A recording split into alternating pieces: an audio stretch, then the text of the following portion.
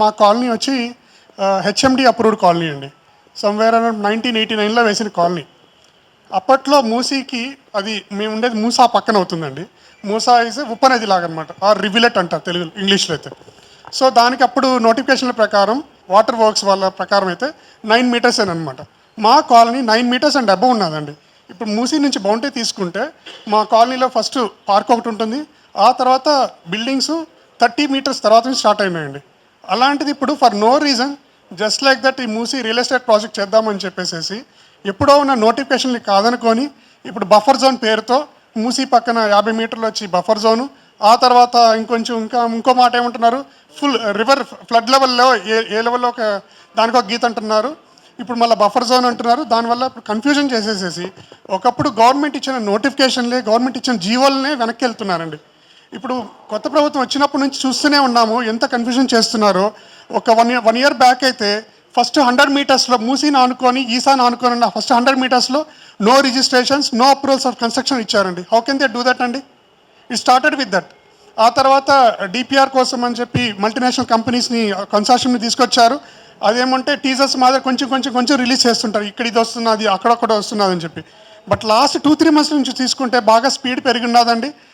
Link roads అని చెప్పి 10 link roads తీసుకొచ్చేసేసి ఇప్పుడు ఆల్రెడీ ఉన్న కన్ఫ్యూజన్ చాలదన్నట్టు, red line blue line buffer జోన్లు చాలదన్నట్టు మళ్ళీ కొత్త లింక్ రోడ్స్ తీసుకొచ్చేసి ఇంకొంచెం సిటీలోకి వచ్చేసారండి. దానివల్ల మళ్ళీ చాలా సర్వే నెంబర్స్, చాలా కాలనీస్ అఫెక్ట్ అవుతున్నాయి. ఇప్పుడు చూస్తేనండి 2 థింగ్స్, ఇవన్నీ గవర్నమెంట్ అప్రూవ్డ్ ల్యాండ్స్, మాదైతే హెచ్ఎండి అప్రూవ్డ్ ల్యాండ్. అందరికీ చాలామంది అంటే రిటైర్డ్ ఎంప్లాయీస్, ఇప్పుడు నాలాంటి వాళ్ళు ఇప్పుడు వర్కింగ్ ఎంప్లాయీస్ ఉన్నాము, మనతో హోమ్ లోన్స్ ఉన్నాయి. How can government just like that give a notification అంటే మొన్న అయితే మా కాలనీకి సంబంధించి వాలంటరీ నోటిఫికేషన్ అనమాట. If anybody is willing to forgo your land please come and approach MRDCL or GHMC so that and then you can collect TDR అని వచ్చిందండి.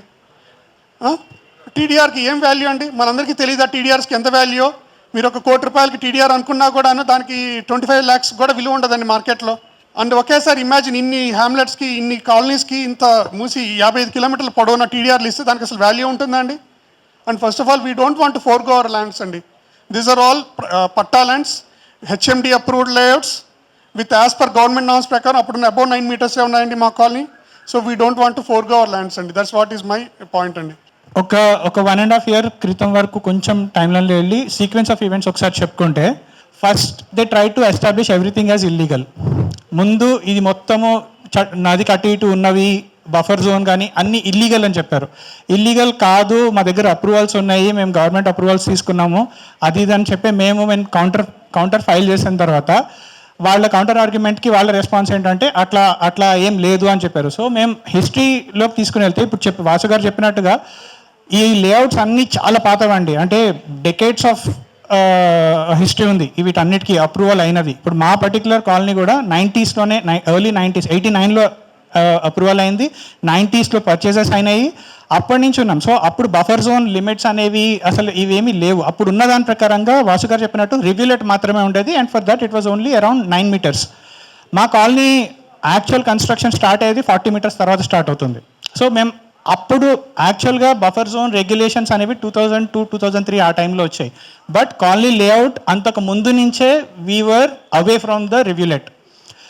Number 2, Musi వెబ్సైట్లో రివ్యూలెట్ అని ఉన్నది కాస్త ఇప్పుడు స్ట్రీమ్ అని మార్చేశారు, అంటే ట్రిబ్యూటరీ అని మార్చేశారు. This is a clear change of terminology. మేము 2024 సెప్టెంబర్ అక్టోబర్ టైంలో మేము చూస్తున్నప్పుడు మూసీ అఫీషియల్ వెబ్సైట్లో Musa and Esa were called rivulets, అంటే వాగులు. ఇప్పుడు మీరు ఈరోజు ఓపెన్ చేసి చూడండి, దాన్ని ట్రిబ్యూటరీస్ అని మార్చేశారు. సో యాక్చువల్గా గవర్నమెంట్కి తెలుసు కానీ మార్చేశారు. So this is a clear case of misleading us. Suddenly they started releasing certain bits and pieces of notifications. ఎట్లా అంటే ఒక దగ్గర లింక్ రోడ్స్ అంటారు, ఇంకో దగ్గర అక్విజిషన్ అంటారు, ఇంకో దగ్గర ఇంకొకటి అంటారు. ఇదంతా కలిపి ఒక మాస్టర్ ప్లాన్లోకి వస్తాయి కదా, ఆ మాస్టర్ ప్లాన్ ఏంటంటే అది మాకు తెలియదు. సో ఇన్ని thousands of families, lakhs of people effect అవుతున్నప్పుడు బేసిక్ కర్టసీ అనండి, లేకపోతే responsibility of the government is చెప్పాలి, మా మాస్టర్ ప్లాన్ ఇది, మేము ఇది చేయాలనుకుంటున్నాము, దీని ప్రకారంగా ఈ కాలనీస్ ఎఫెక్ట్ అవుతాయని. తర్వాత సోషల్ ఇంపాక్ట్ అసెస్మెంట్ అనేది జరగాలి. సోషల్ ఇంపాక్ట్ అసెస్మెంట్ అనేది యాజ్ పర్ మీరు ఏ గవర్నమెంట్ యాక్ట్ తీసుకున్నా కానీ, ఇప్పుడు ఒక వచ్చిన నోటిఫికేషన్లో రీసెంట్గా తెలిసింది ఏంటంటే రిహాబిలిటేషన్ 2013 రిహాబిలిటేషన్ యాక్ట్ ప్రకారంగా కొన్ని అక్విజిషన్స్ చేస్తారని మాకు తెలిసింది. దాని ప్రకారంగా తీసుకున్నా కానీ social impact assessment is a necessary step. It's not an optional step, it's a necessary step. Social impact assessment చేయాలి అంటే మీరు సర్వే నెంబర్ ఇచ్చేస్తే సరిపోదు కదా, ఎవరికి ఎఫెక్ట్ అవుతున్నారు. ఇప్పుడు సర్వే నెంబర్ అంటే 120, ఇప్పుడు ఒక 150 హౌసెస్ ఉంటాయి, ఇండిపెండెంట్ హౌసెస్. ఒక గేటెడ్ కమ్యూనిటీ అంటే మీకు ఒక 2000 అపార్ట్మెంట్స్ ఉంటాయి. ఎవరు ఎఫెక్ట్ అవుతున్నట్టు? సర్వే నెంబర్ ఇవ్వడం కాదు కదా. You should let us know individually who is getting impacted and why they are getting impacted. So ఈ మిస్సింగ్ పీసెస్ అంతా ఉన్నాయండి. మాకెందుకో డెలిబరేట్గా గవర్నమెంట్ మిస్లీడ్ చేస్తుందని మాకు అనిపిస్తుంది. So we're here to raise our concerns. हम पूरी ना मूसी के पास घर है तो ना रात में सो सक रहे, ना बैठ सक रहे. किसी का घर तोड़ना बोल तो मामूली बात नहीं है. तोड़ हर टाइम यही मालूम हो रहा कि घर तोड़ ना रह सक रहे ना जी सक रहे. ऐसी क्या मुसीबत है? इतने हुकूमत राजशेखर रेड्डी के ज़माने से है. हम लोग सास, हमारे सास, फिर हम भी बूढ़े हो गए. अब तोड़ने की ज़रूरत क्या पड़ी? रेवंत रेड्डी कहीं भी जाके आगे बढ़ा सकते वो काम को. हमारे कोई टारगेट बनाया जा रहा गरीबों को. मूसी के पास है बोल तो मूसी साफ कराओ, साफ नदी साफ कराओ.